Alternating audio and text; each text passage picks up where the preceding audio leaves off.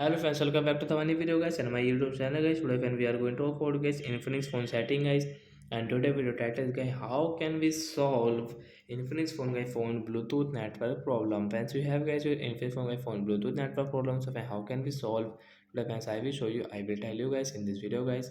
So first of all guys, open your phone setting to solve guys your Infinix phone guys phone Bluetooth network problem. After on phone setting guys, scroll it and once you can see this tab setting, once click on guys your phone secure system setting guys, tap here. Once you can see guys the reset option guys, tap here. Bluetooth setting guys, we will tap here and guys reset setting. So once you can see use your device pattern. So when we will have to use guys, means guys we will have to draw our guys our pattern lock. And once you can see reset setting guys, tap here to reset guys. You can say please wait and guys come back. So once your Bluetooth network problem has solved guys, open guys your phone guys Bluetooth setting guys, click on this more connection setting guys, and once you can see guys phone Bluetooth setting. So guys we will on it. After on guys you can see guys your Bluetooth setting guys, you can refresh and guys after refresh guys you want to connect your device guys, so guys you can connect from here.